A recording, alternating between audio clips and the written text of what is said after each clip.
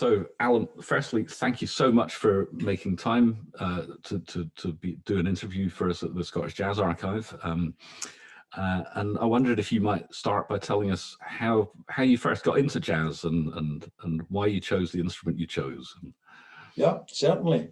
Can I say, first of all, thank you for the invitation to talk to you today. That's appreciated. It's unusual for a banjo player, and I've been a banjo player all my life, basically, but it's unusual for a banjo player to say when he actually started on the trumpet. I went for music lessons in Glasgow to a guy called Bill Patterson, and I'm talking about 17 years of age. We're really talking 1955. That was the beginning, and I struggled with the trumpet. It was like the Louis Armstrong thing, the satchel mouth, and I had the problem with my lips and teeth learning to play the trumpet. So I gave that up really as a bad job. But at the same time, the loft in our house in Newton Mearns really is the start of it, because in the loft there was a banjo. This was a Plectrum Windsor G banjo, which my father played many years before, and it had been lying in the loft redundant. And I decided I would get this out, put some strings on it, and see what happens. At the same time, I had some good friends, a clarinet player, a pianist, and other guys that got together, and we decided that we would learn together as we were going as what we called the Pioneer Jazz Band. Now, I mean, we really were pioneers because we were learning our trade, as it were, learning what it was all about. And the pianist, a chap called Len Edwards, was excellent because he had the musical skills that allowed me to understand much better the chord playing situation, learning the chords. It was important to get the chord shapes, get the inversions for the chords so that you could run the fingerboard. There's no point in just learning the few chords at the bottom of the fingerboard. It was important to learn further up how to use the full fretboard of the instrument. So we had 5 like-minded guys that were working together in a trad Dixieland style. And Len, this guy, helped us tremendously to get going. We began in a little scout hall in Whitecraigs, not the tennis club that we'll talk about later on, which is a very important part of the jazz scene in the south of Glasgow. But we were in this little scout hall, and that got us started as a group of pioneers, and we really were pioneering. About maybe less than a year later, we're talking 56, 57 now, I joined a band which was called the Phoenix Jazz Band. And this was a very purist type band. Guys were really dedicated to the original New Orleans styles. There was a guy who's now in Canada, a guy called Jimmy Abercrombie, played in that group in the Phoenix Band, and he was a great traditional jazz man. Shortly after that, the guy that was in that original Phoenix Band, a guy called John Lance, who was a Glasgow policeman, he decided to start his own band and took some of the Phoenix Band and myself and Jimmy Abercrombie into what was called the Stateside Jazz Band. And the Stateside Jazz Band, again, was playing good traditional jazz. And of course, that fitted in to my style and what I was doing with the banjo. We had venues. I made a note, a couple of them. The Paisley Jazz Club was one. We had West Nile Street in Glasgow, and we had what I call hot, smoky basements. These were joints in Glasgow or clubs in Glasgow, which were really basement parts of large houses in places like Royal Crescent and other large building areas in Glasgow. A name that comes to mind is the Tomb, and this was as I say, a hot, smoky atmosphere. You were down below. Again, it suited the stateside jazz band and the purist style. But the demand for jazz at that time, and trad jazz in particular, was growing. I'm talking now 58, 59. The demand was growing very quickly. I mean, we knew bands from Ayr, Dundee, and of course Edinburgh, Aberdeen, Glasgow, etc. And they had good scenes growing very, very quickly. Getting the crowds in and enjoying it, and we would get repeat crowds of the same club, and that was good. So I'm now coming up to 20 years of age by this time. I'm talking now 1958. In 1958, I joined what was a 7-piece group. I joined the Esquire Jazz Band, and some of our great fun jazz, exhilarating times was with that band. As I say, I was 20 years of age, still learning the 4/4, learning chord inversions, and gradually becoming what I would say reasonably competent on the instrument. I'm talking now, of course, plectrum style. I'm not talking finger style or folk style banjo. The guy that ran that 7-piece band was a guy called Laurie Dunlop, who was a school teacher, a schoolmaster, and a very competent piano player. He had in the band a trumpet player called Norrie McFarlane, who, like a lot of people that I got to know in jazz bands, also went to Canada later on in his career. But the Esquire Jazz Band was formed really from the place in Anniesland in Glasgow called Esquire House. That house was a place where the band started off, and the band took its name from Esquire House. Today, it's a Wetherspoons restaurant just along the road from Anniesland Cross. Now, the venues with the Esquire, a lot of rugby clubs, that was very popular in these days. The rugby club scene was very strong for trad jazz. The University Union, the QM Union, and a regular place we had in Westerton, which is near Mulgai.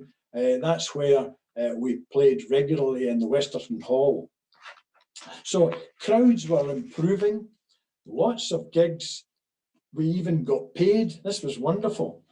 So that was a good step forward with the Esquire Band. So one of the highlights of the band happened in the summer of '58.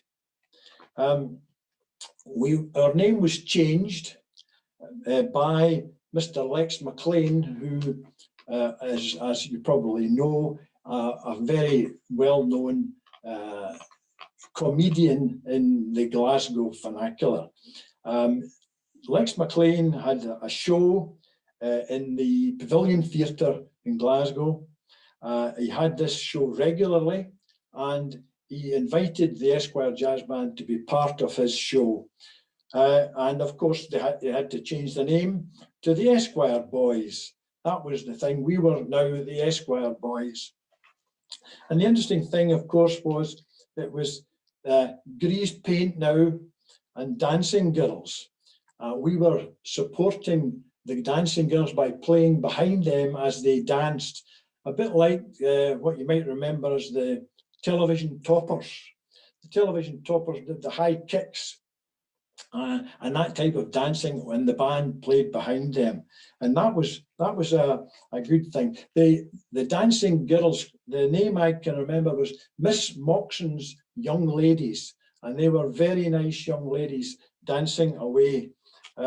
It was, let me say, a long way from the smoky dives, the cellars, etc., of the early bands with the stateside. But the Esquire, we were making a name for ourselves at that time in the Pavilion Theatre. There was 2 shows a night, and every show was full. And our job, Lex McLean said to me, what you have to do is make a noise.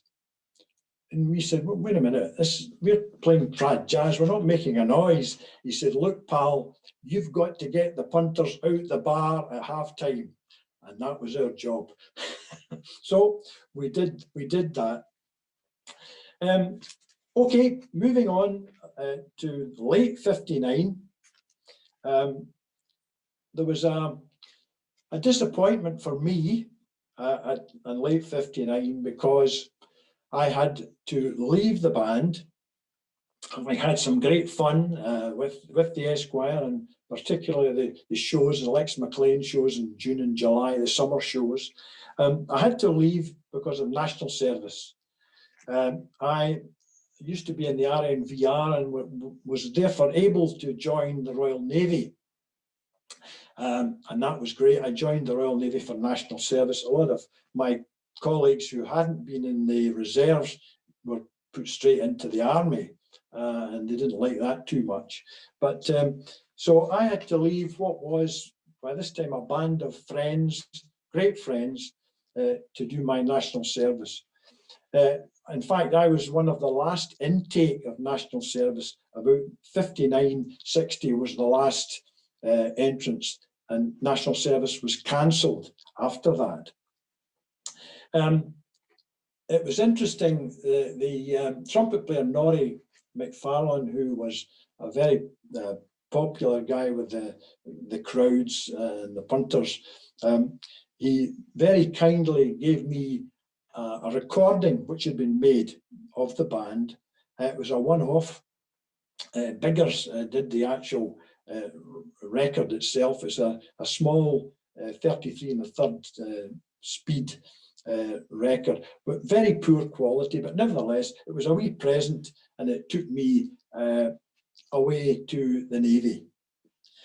So if I just take a wee drink of this. Right, Navy. I was fortunate enough in the Navy. Now I'm leaving jazz behind. I didn't take my banjo with me to the Navy, but I got to Malta and I decided to buy a banjo in Valletta in an old junk shop because I hadn't taken my Jedson with me. So I decided I would look at this junk shop, see what they had, and there was an old banjo, rather worse for wear, but I thought I'll use that, and I could go down the engine room and I could practice and not bother anybody and keep my fingers in so that we could play jazz when we came back home again, because after all, it was only national service, you weren't stuck there. So that was fine. I was practicing, and all of a sudden somebody came along and said, "You've got a job." I said, "What do you mean I've got a job? I mean, I'm an engineer in the Royal Navy, national service. What kind of job have I got?" He said, "Well, have you heard of Manole Island?" And I said, "Manole Island? Never heard of it." Well, it's actually an island between Salima Creek and Valletta. Today, when you look at it on Google Maps, it's got more marinas than you can imagine. It's a beautiful part of Malta. And on Manole Island, as well as having a 1720 fortress, it had what was called the Jukebox Jive Club. It was a place where a lot of the forces personnel would go for an evening out. Anyway, cut a long story short, I said yes, I would go along to this thing. And they said, well, what you've got to do now is you've got to play this banjo. And I said, well, look, it's a very old banjo. It's it's not exactly. He said, you're playing and that's it. So I ended up on the stage and I played. I can remember the tune was a very favourite banjo solo was The World is Waiting for the Sunrise. And this banjo, which was really quite pathetic, it's what I would call today a cloth banjo. It didn't ring, it didn't have a resonator to project the sound. And of course, as all my banjo player friends would tell you, your banjo has to ring or you've had it, it's no use. So that was fine. I got through that and nobody said too much afterwards. At least I had practiced a little bit and that was me. So in 61, now we're on to 1961 and I'm returning from the RN. And of course, the Esquire Jazz Band had moved on. Wee Doogie had taken over the banjo spot and so on. So they were still playing, that was fine. But I decided with a very good friend of mine called Alistair Anderson, who lives in the village here in Eaglesham. Alistair and I decided at that time to start the Southside Jazz Band. We felt that with our experiences, he had played in other bands, he had played also with the Esquire Band, and we decided that we had enough experience to get together our own Southside Jazz Band. And we did that. We had guys like Ken Matheson, a drummer, who worked with our guys, one guy in particular, Dick Stroke, who was a very accomplished clarinet player. Dick and Kenny and Graham Stark worked together on arrangements. They would put together the riffs, melodies. They would have variations on the theme of the traditional jazz number. And we would come up with a bunch of different types, different sounds. And it was very exciting at the time. Our first, or not necessarily our first claim to fame, but a minor claim to fame was in 62. The Evening Citizen used to run what they called Jazz Beat 62. I don't know if you can see this, but this was the little trophy, the Jazz Beat 62 trophy, and we came, believe it or not, we came, what I call the wee trophy, we came third. It was the third prize. So at least we were starting off getting somewhere with the fact that they acknowledged that we were third in the group. And there was lots of bands. I mean, probably in the Jazz Beat regular annual events, there were 14 or 16 bands entered originally. That was the Evening Citizen. Then in September 62, we decided we would enter the Scottish Traditional Jazz Band Championships. That was held again every year. In 62, it was the 8th version, and we tried hard with our band. We did a lot of practicing. We used to practice down on the Clyde side, but alas, no luck. We were not good enough. They didn't consider we were good enough. But by this time, there was no shortage of gigs. We were doing a lot of work, playing our New Orleans Dixie and trad. We were really enjoying our music. There was good gigs, good crowds. And then in June 63, we were invited to play alongside the Dutch Swing College Band, which was a great treat for us. The Dutch Swing College Band, of course, as was probably one of the most famous bands, certainly in Holland and Germany and these places. And in the UK, they were playing in the Glasgow Concert Hall, and they invited George Penman's jazz band and the Southside Jazz Band to accompany them. And that was excellent. We also had our singer Eileen Hassan at that time, who had an excellent jazz voice, and Eileen sang with us.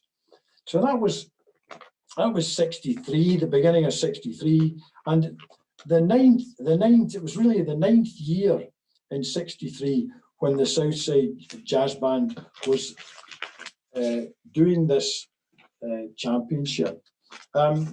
I think it's fair to say that we were very surprised. The quote was, "We top the lot." So this was the 9th version of the championship, and we were winners with a 7-piece band. The band at that time, I can give you some names. There was Graham Starr.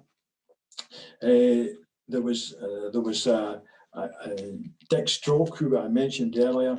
These guys had done a lot of work to prepare tunes that would really get people interested in the band. The thing was that not only did we win that championship that year, but Graham Stark, our trumpet player, won the best trumpet. We also won the best reed, and we didn't win the rhythm section award, unfortunately. That was won by the George Penman Band. We still have the cup. There was a very nice cup. We still have that cup. I kept that cup for years because I expected the Evening Times, who ran the event, I expected them to come back and reclaim the cup, because that was the last championship that was ever played, as far as I am aware, in Scotland. It was the end of it. The jazz era of the 50s and 60s was gradually diminishing. Although it was great, to have reported that there was 1,800 people in the Glasgow Concert Hall at that time. That was a full house. The 9-year winners, I've made a note here of the bands that were winners of the championship over the piece. The first band that played 55, 56 and 57 was Alan Mason's jazz band. They had 3 wins. 58, 59 was the Vernon Jazz Band, another good popular band. In 1960, Andy Lothian's East Coast Band from Dundee won it in 60. In 61, Sandy Simpson, Sandy Simpson's All Stars and Sandy Simpson's Omega Jazz Band won it in 61 and 62, and we won it in 1963, and that was brilliant. The cup is still with us. Eventually, we decided that they were not going to reclaim the cup, and we would pass it around the boys in the band. But I had kept it for years, expecting this cup to be reclaimed. While this was going on, of course, we had our regular jazz club. It was the Maryland Jazz Club, which was in Scott Street in Glasgow. That's one of these streets that about 45-degree angle. And this club continued to attract people over the years, every weekend, and we used to end up with a full house. It was Roger McEwen's dance studio, and the promoter of that was a guy called Bob Gardner. Bob Gardner was very strong with loads of bands, and bands from England, well-known bands that played on TV, etc. Bob was involved with them, and he was involved, of course, with the South Side, and we were very happy to do that. I have a photograph which I'll not try and show you at the moment, but is Bob pouring a bottle of whiskey into the cup when we won it in '63. Okay, well, one other guy that comes to mind when I mentioned Bob Gardner and the promoters, there was another promoter that was very well known at the time, was a man called Andy Daisley. Andy Daisley, not only did he promote band gigs and band jobs, brought in crowds, he was a great man for jiving himself. He used to dance and jive at the clubs, and it was great to see that going on. And you know, he would be the sort of person that would encourage people to get up on the floor and have fun. I counted a list of 40 bands at one time across the whole of the country. Okay, I played with 7 altogether. As I say, there was the Pioneer Jazz Band when we started, the Phoenix in the Stateside when we were in the dungeons of the big houses and the tombs, as it were, and then the Esquire in the South Side. What happened then, as things started to diminish a bit, things were quietening off.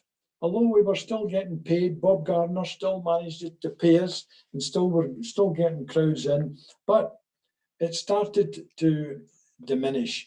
The popularity was going down. In the early 70s now, I've jumped now to the 70s, I had to move south with my job as an engineer. I was an engineering manager with a company in East Kilbride, making pumps, and we were trying to amalgamate with another company in London. So my career had a change here. I had to move. I had to go down to London. I moved the family, and that was great. I could see different jazz bands down there.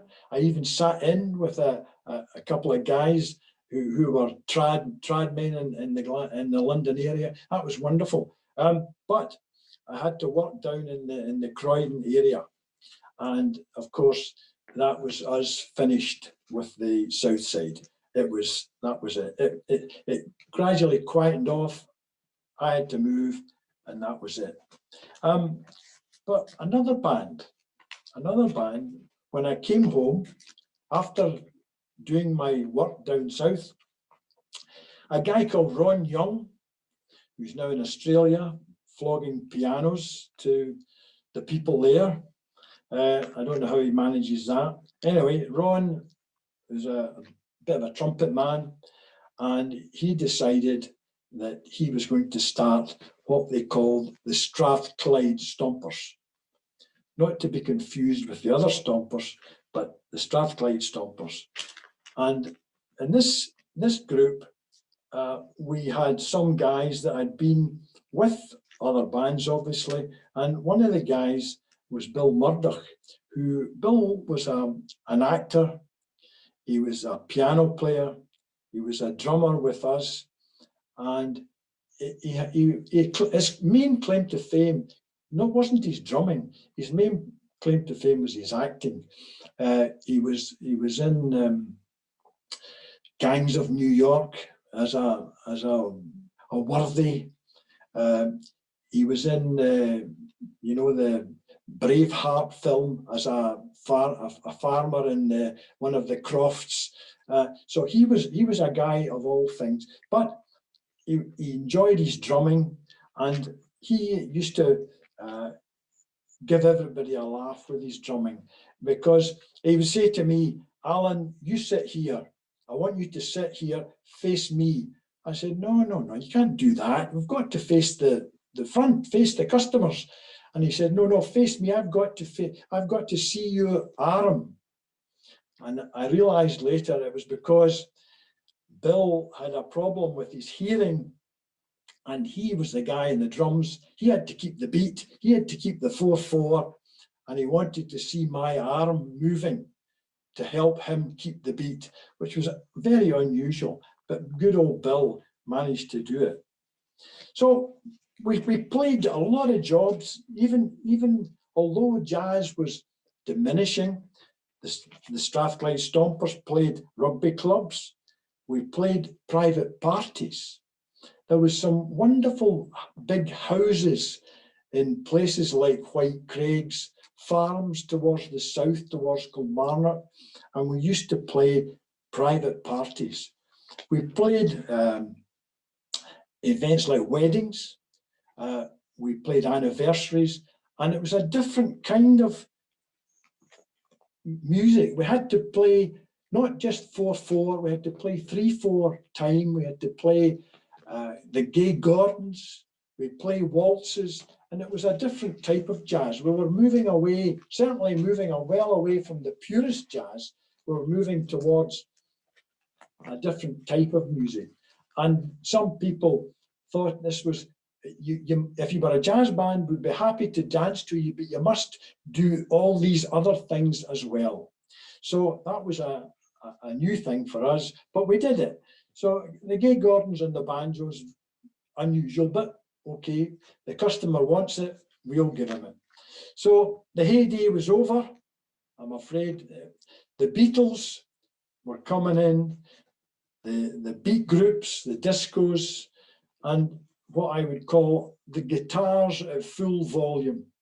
This was the thing that the punters now wanted, noise. They wanted full volume groups with guitars, bass guitar, electric guitars, and volume was taken over. Trad bands, I'm afraid, were in decline and were started to struggle to get gigs.